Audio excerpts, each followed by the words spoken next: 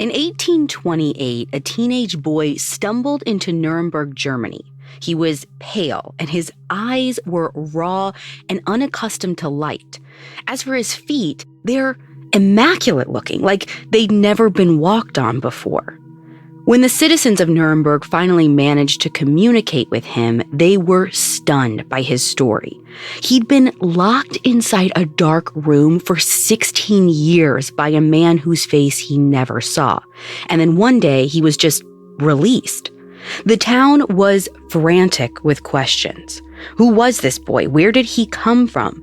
And why, as it soon became clear, was somebody desperately trying to kill him?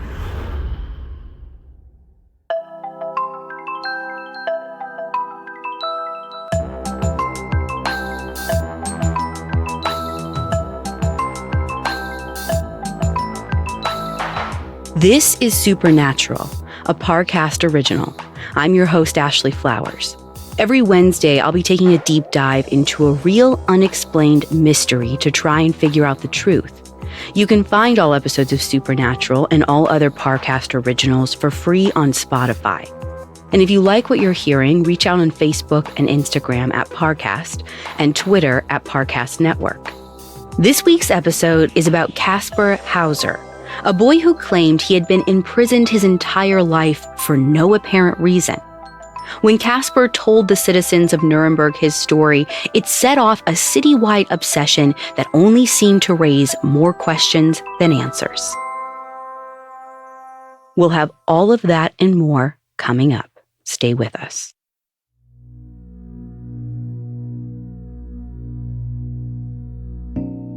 In 1828, Nuremberg is a mid-sized city in Bavaria with a struggling economy.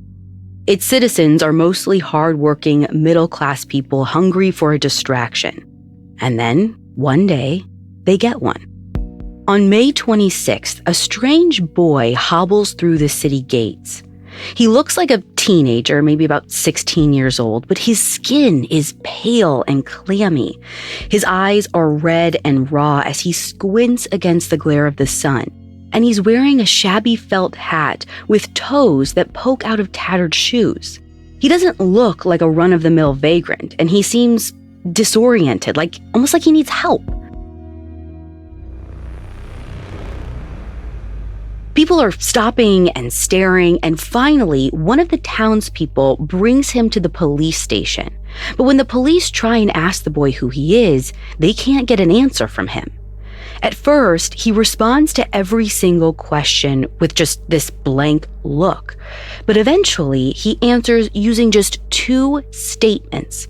He either says, "Horse, horse," or he exclaims, "I want to be a rider just like my father was." Now, the whole thing is just bizarre, and police finally conclude that he doesn't understand a word they're saying. He might not even understand what he's saying, and they have no clue what to do with him. It's at about this time that they catch a break. Police turn out the boy's pockets, and they discover two letters. The first is supposedly from the boy's mother. She writes that the boy's father was a cavalry officer, but she goes on to explain that he has since died.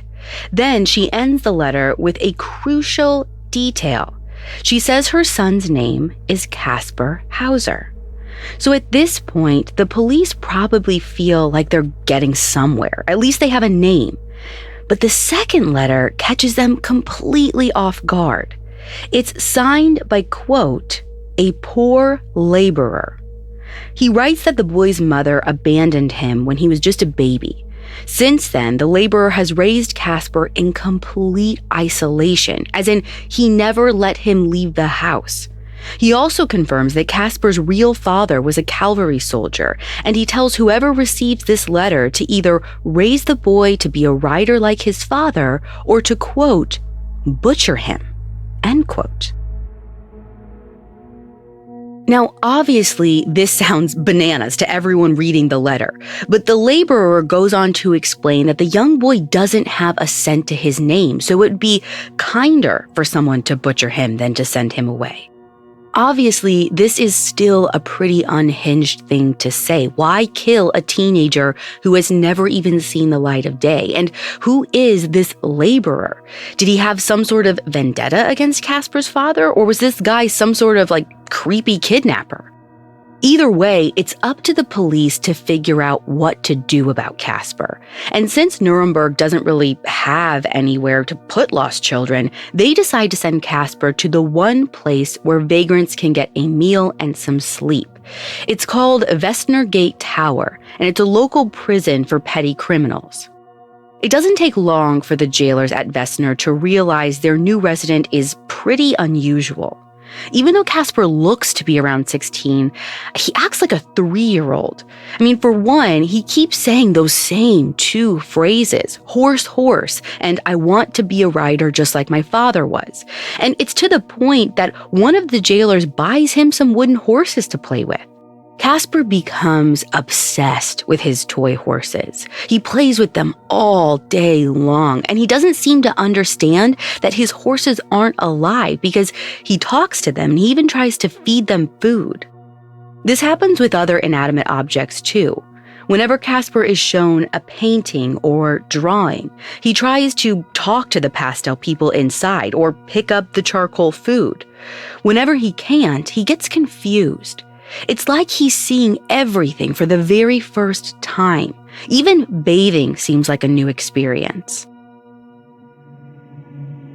When the jailers undress Kaspar for a bath, he's completely casual about it. It's like with kids who run around completely naked. Kaspar doesn't seem to see the difference between being clothed or being nude, even in front of strangers. And then there's his feet.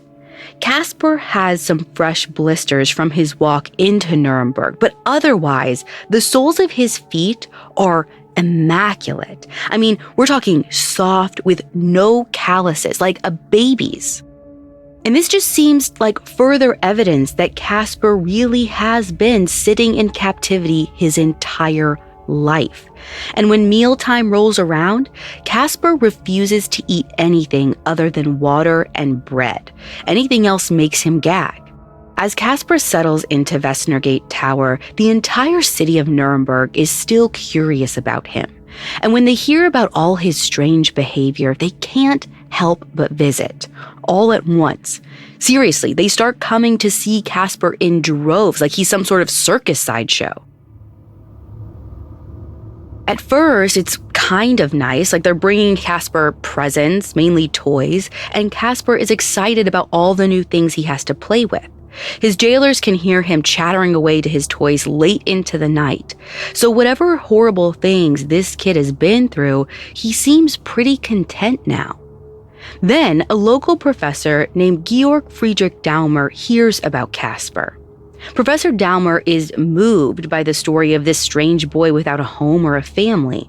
And a longtime teacher, he's intrigued by Kaspar's inability to communicate, to the point that he really wants to help. So unlike Kaspar's other guests, Daumer doesn't come bearing toys.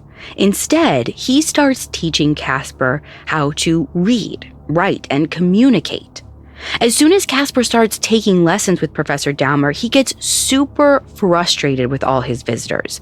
They go from being innocuous bystanders to this irritating constant pressure that Kaspar cannot stand. All he wants to do is focus on learning. And remember, according to the letters, he was raised in complete isolation.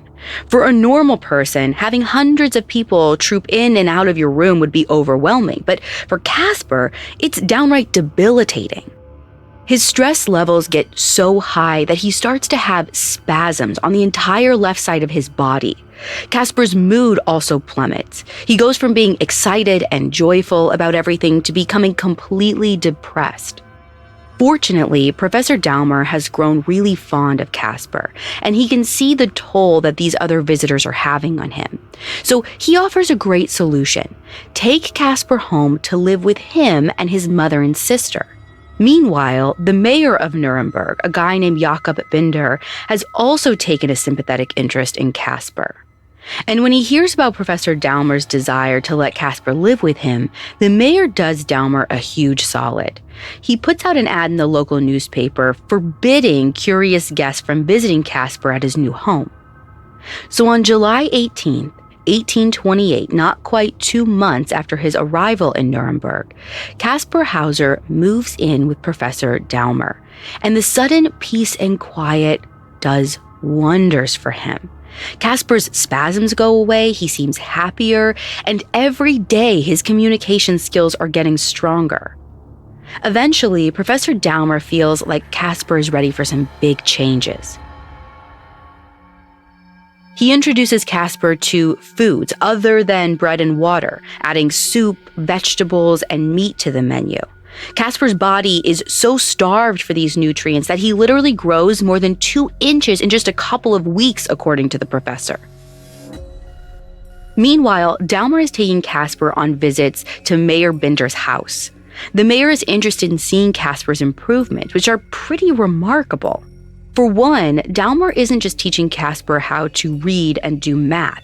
He's showing him how to draw and play chess and ride horses.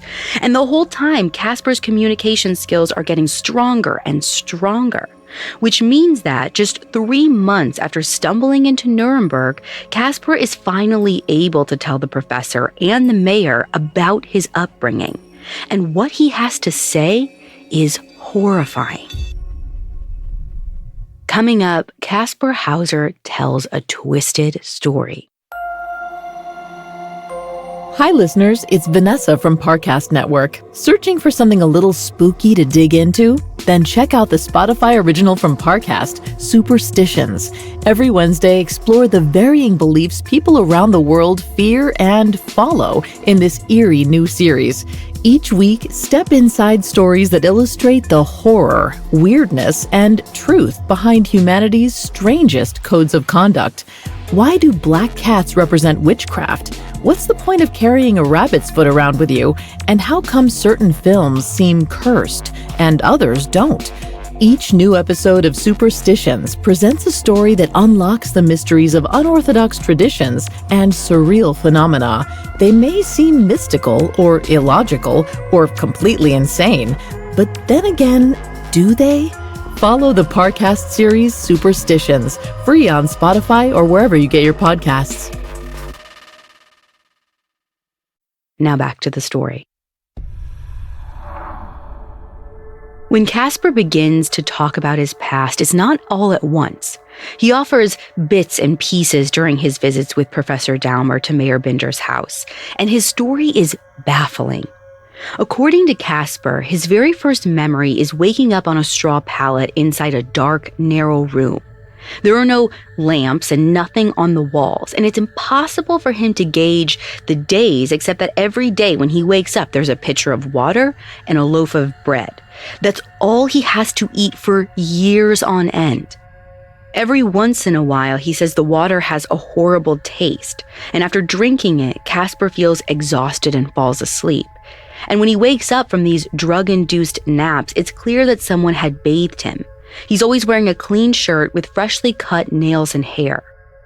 Each day passes nearly the same as the last, but once in a while, Kaspar is visited by a man. The man never speaks, and it's unclear what the purpose of his visits are. But at some point, he gives Kaspar 2 wooden toy horses. The horses become Kaspar's best friends. He plays with them day in and day out. One day, Kaspar's making a lot of noise playing with the horses when suddenly the man barges in with a cane.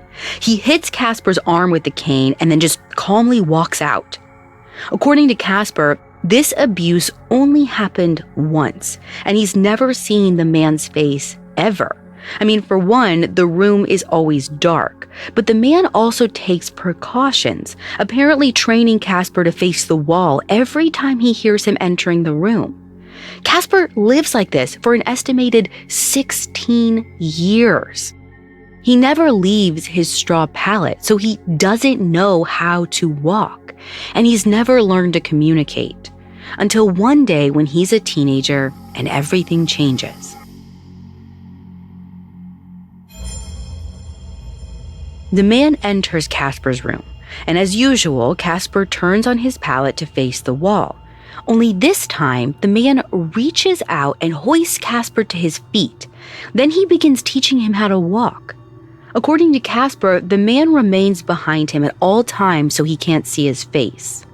Next, the man teaches him how to say two phrases: horse, horse, and I want to be a rider like my father was. Once Kaspar has these words memorized, the man stuffs two letters into his pocket and leads him out of the room and outside.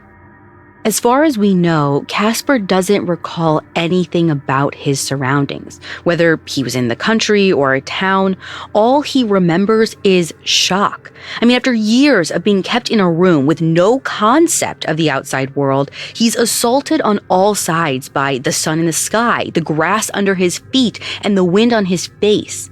But he isn't allowed to take it in because the man keeps pushing Kaspar from behind, forcing him to walk. They trek along for an ambiguous amount of time. Kaspar wasn't sure how many miles, and he doesn't say how many days or nights might have passed. Finally, they reach the gates of Nuremberg. Then, the man stops, but he won't allow Kaspar to slow down. Every time Kaspar tries, the man prods him to keep going, past the gates and into the town. And that's where his new life in Nuremberg begins. Professor Daumer and Mayor Binder piece together Kaspar's story, and they have no idea what to make of it.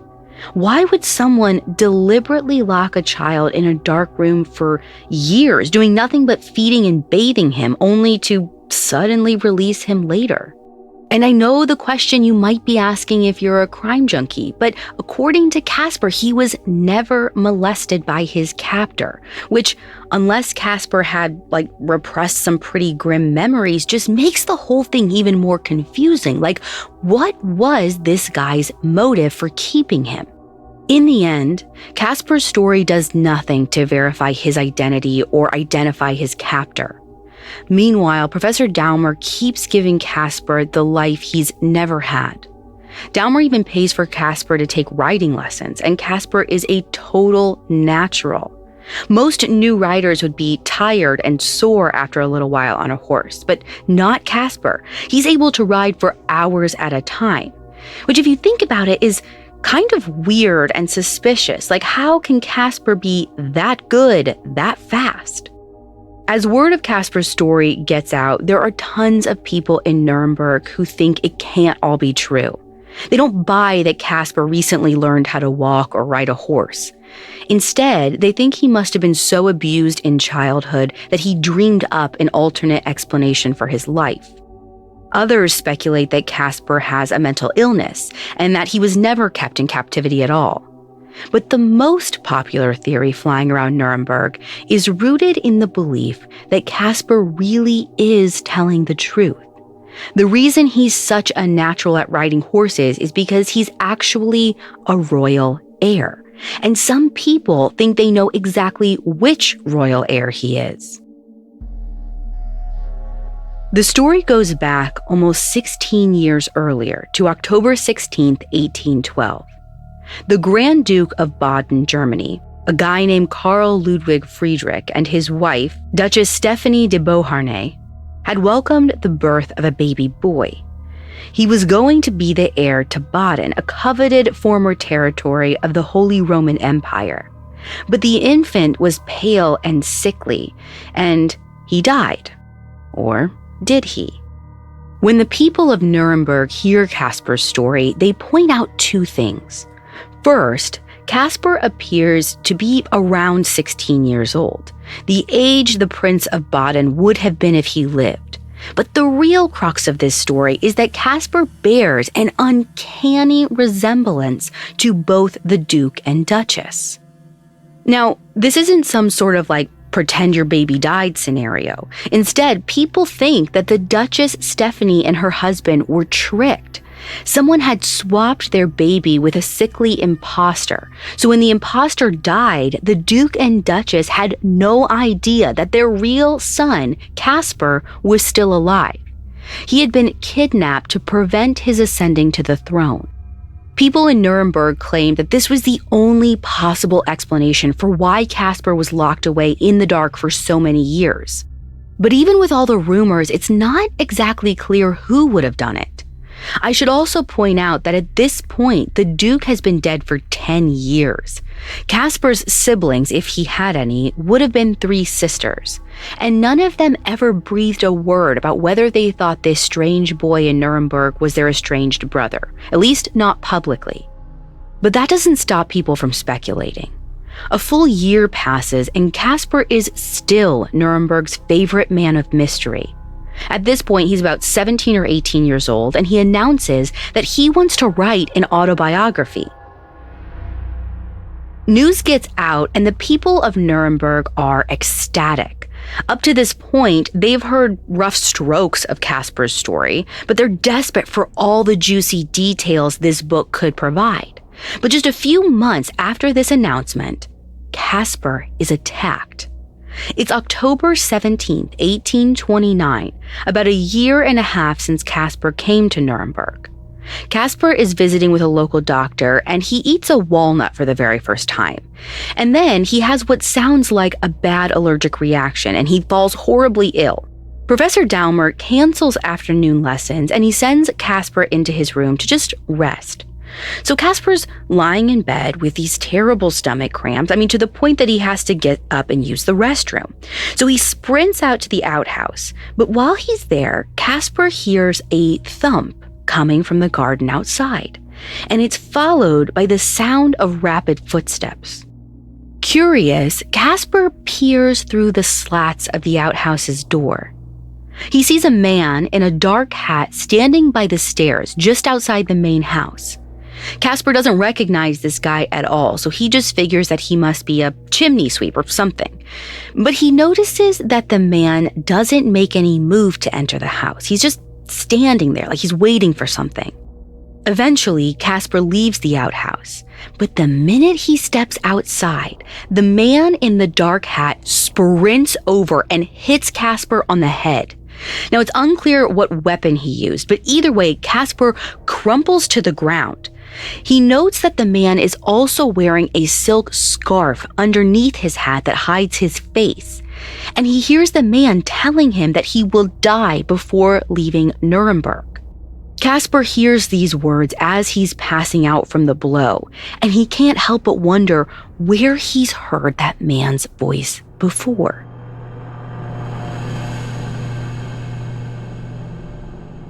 Coming up, Kaspar Hauser's strange death. Now back to the story. When Kaspar comes to, he's still on the ground in front of the outhouse, except now he's alone. The man in the hat and silk scarf is nowhere to be seen.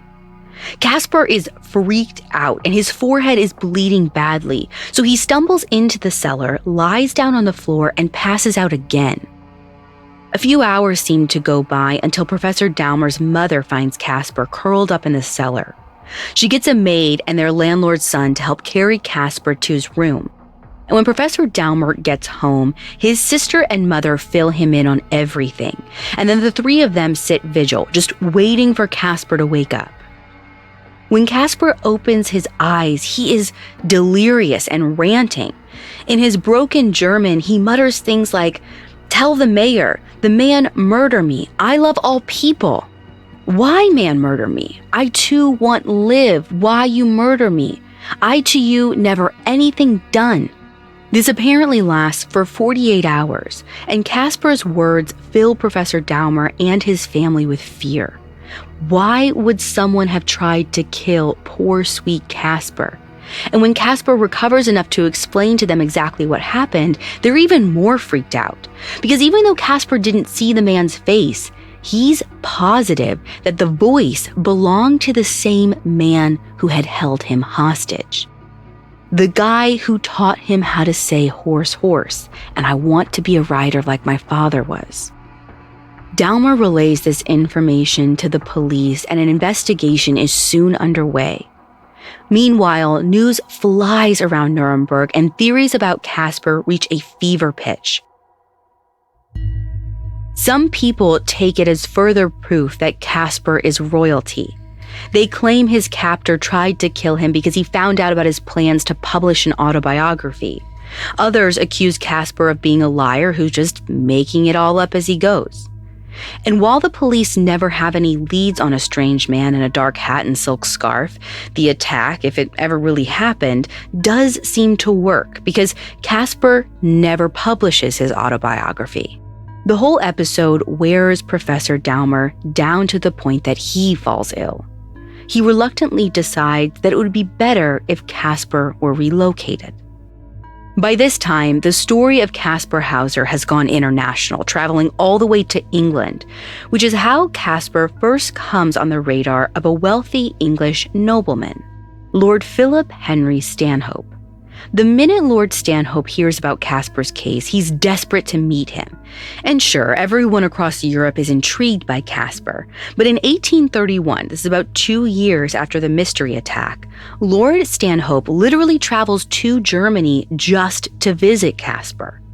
When he arrives, he immediately showers Kaspar with gifts. He even posts a large public reward for any information about the man who imprisoned him. And it's weird, Stanhope has absolutely no reason to be getting this involved. Ultimately, no one comes forward with any news, but Lord Stanhope doesn't blink. He just continues mining Kaspar for information. He wants to know everything he can about Kaspar's past. And I'm not sure how this happens, but at some point, Lord Stanhope finds out that Kaspar knows a few Hungarian words, which is really weird because remember, Kaspar could barely communicate in German. It's bizarre that he knows any words in any other language. But Lord Stanhope seems convinced that the only explanation for Kaspar's language skills is that he's a long-lost Hungarian noble. Lord Stanhope even pays to take Kaspar to Hungary. He hopes that being in the country of his birth will somehow, jog Kaspar's latent memories. Kaspar doesn't have any epiphanies while he's in Hungary, but strangely, Lord Stanhope doesn't seem to mind. In fact, on returning to Nuremberg, Stanhope is practically giddy. He announces to anyone that will listen that he plans to adopt Kaspar as his heir and relocate him to an estate in Kent, England, a place called Chevening Castle. Professor Daumer is kind of put off by this. Sure, he's been looking for a new home for Kaspar, but he doesn't exactly trust Lord Stanhope. Still, Daumer doesn't have any legal claims to Kaspar, and he's not about to go head-to-head with a British lord, so he doesn't say anything. Not even when Lord Stanhope demands to be given legal guardianship over Kaspar, and then inexplicably orders that Kaspar relocate to the home of a different teacher outside Nuremberg, Professor Johann Georg Meyer. This really doesn't sit right with Daumer. Lord Stanhope just promised to adopt Kaspar and take him to England. Why is he relocating him to a town near Nuremberg, and when will he make good on his initial promise? And even more bizarre, after making arrangements for Kaspar's move, Lord Stanhope just sails off to England, with nothing more than a vague promise to return. At any rate, on December 10th, 1831, Kaspar moves in with Professor Meyer. And from the moment he arrives, he is subjected to total cruelty. Meyer starts in on Kaspar by demanding that he convert to Christianity. Having been raised in both literal and figurative darkness, Kaspar has no interest in religion. Still, he tries to take religion more seriously. But his efforts aren't enough to satisfy Meyer. The professor starts insisting everything Kaspar says is a lie. Now, I'm not sure if Meyer does this because he's always believed from afar that Kaspar is a liar, or if his suspicion is based on things Kaspar does once he comes to live with Meyer.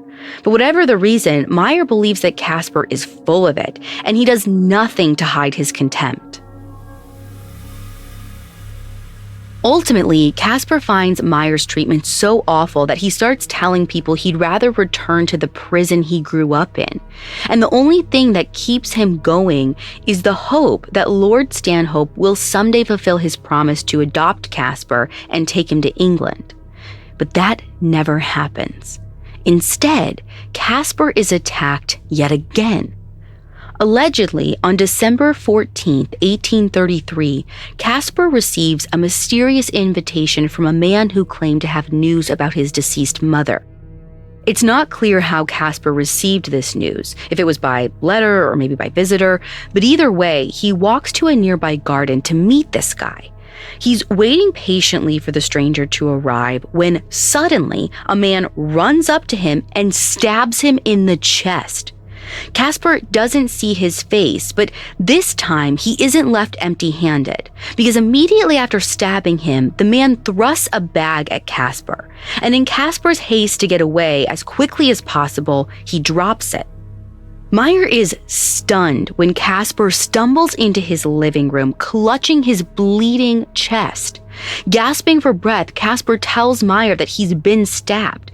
Then Kaspar drags the professor back to the scene of the crime because he wants to find that bag.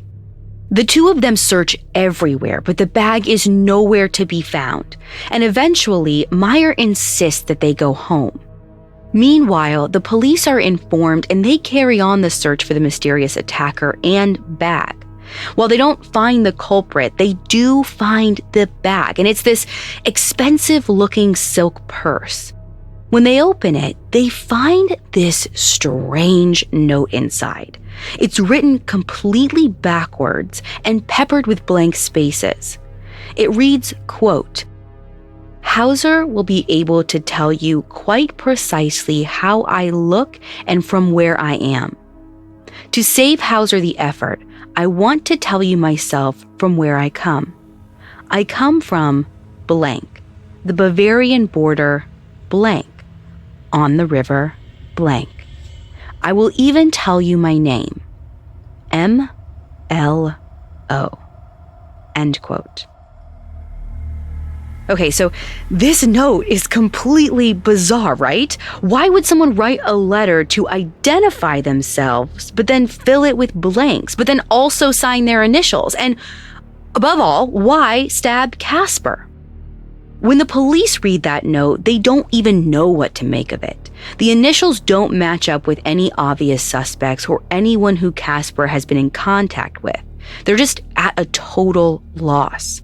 But not Meyer. He is certain that he knows exactly what's happening. From the moment they return from the park, Meyer starts in on Kaspar for being a liar. By this point, Kaspar's laying in bed, bleeding from his stab wound, but Meyer doesn't care. He accuses Kaspar of making the whole thing up, and he claims Kaspar stabbed himself just to get attention. Meyer is so convinced that Kaspar is a fraud that he doesn't call a doctor for hours. By then, Kaspar's wound is so severe that he is in excruciating pain. But the whole time, Meyer doesn't let up. He even goes as far as telling Kaspar that he deserves a thrashing. When the police arrive, they are infected by Meyer's suspicions. It's unclear what Meyer tells them, but even as Kaspar is writhing in pain, they're all interrogating him with thinly veiled contempt. And that is how Kaspar Hauser dies, bleeding to death, surrounded by people who think he's a liar. Which is completely wild. Like, why would Meyer let that happen? Shouldn't he at least be worried about what Lord Stanhope will say? When the news gets out, everyone in Nuremberg is shocked, and once again, people split into two camps. Some think Kaspar is a liar who stabbed himself, and others truly believe he was murdered for some reason that must have to do with his true identity. As for Lord Stanhope, he leaps into action. 1 week after Kaspar's death, Stanhope sends Kaspar a letter promising to visit. Now, this is bizarre because Kaspar is a well-known celebrity. His death was written about in lots of newspapers, so it's hard to believe Lord Stanhope hadn't heard about it, but he sends that letter anyway. The timing of it makes it seem like Stanhope was trying to somehow clear his name, and when Professor Dalmer hears about it, he's suspicious, especially when he learns how Stanhope is behaving. Because in the days after Kaspar's death, Lord Stanhope visits several European nobles, and he tries to convince them that Kaspar was a liar who fabricated everything about his life. Again, this is really shady. I mean, one day Lord Stanhope is writing that he wants to visit Kaspar, and the next he's gallivanting around Europe calling him a liar. But nothing is as weird as what Lord Stanhope does next. One night, he shows up at Professor Dowmer's house completely unannounced. Dowmer invites him inside, and Lord Stanhope immediately starts trying to convince him to denounce Kaspar as a fraud. He explains that Dowmer's relationship with Kaspar carries a lot of weight, so if he discredits the boy, everyone will accept that he was a liar. Professor Dowmer is speechless, but his mother, who's been sitting next to him throughout this entire conversation, is furious. She asks Lord Stanhope why he is trying so hard to disgrace a dead boy who saw him as a father figure. Then she stands up for Kaspar, telling Lord Stanhope that she is positive he wasn't an imposter or a fraud. At that, Stanhope turns red, lurches to his feet, and sprints out of the house. He returns to England and never breathes a word about Kaspar ever again. To Professor Dowmer, it's all proof that Stanhope had something to do with Kaspar's death. But just like the story about Kaspar Hauser's captivity, it isn't clear what there was to gain, unless Kaspar was some sort of kidnapped royal. I mean, stay with me on this. Maybe Lord Stanhope was part of some plot to abduct Kaspar and keep him locked away for 16 years. Maybe he or Meyer or some other crony attacked Kaspar after learning about his plans to publish an autobiography. And then, when he failed to kill Kaspar that first time, Stanhope befriended him, sending him to Meyer's house to live before deciding to finish him off. That sort of explains why Stanhope was so interested in Kaspar's story. But it obviously is full of holes, and it's really hard to believe anyone would have gone to that much manipulative effort. It's almost easier to think that Stanhope really was just an enthusiast of the Kaspar Hauser mystery. Maybe he really did plan to adopt Kaspar, but after his death, Meyer convinced Stanhope that he'd been duped and that Kaspar was a fraud. In which case, Stanhope may have just been trying to get ahead of his own embarrassment with spreading the truth. But it still doesn't explain who Kaspar was, why he was locked up, and whether he was telling the truth. And if Kaspar was just a pretender, then someone should have recognized and exposed him as a fraud, but that never happened. More than 3,000 books and 14,000 articles have been published on Kaspar Hauser. People have followed the rabbit holes connecting him to Lord Stanhope, Mayor Binder of Nuremberg, and the House of Baden. But the mystery remains. Nobody has been able to explain who Kaspar Hauser really was or why he was locked up. In a way, we know just as much about him as when he first stumbled through the gates of Nuremberg.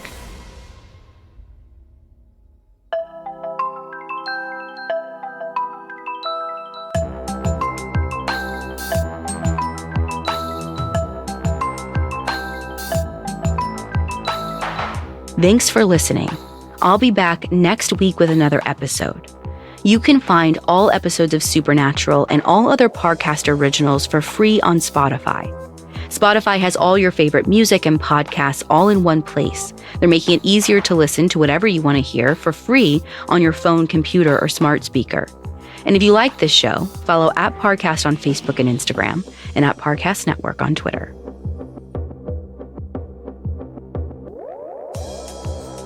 Supernatural is a Spotify original from Parcast. It's executive produced by Max Cutler and stars Ashley Flowers. Sound designed by Carrie Murphy with production assistance by Ron Shapiro, Carly Madden, and Aaron Larson.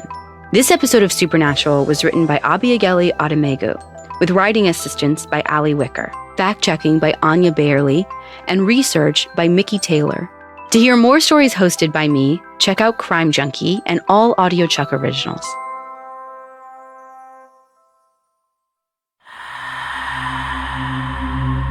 Hi, it's Vanessa again. Don't forget to check out the new Spotify original from Parcast, Superstitions. Listen every Wednesday for the surprising backstories to our most curious beliefs and thrilling tales that illuminate the mystical eeriness of our favorite superstitions.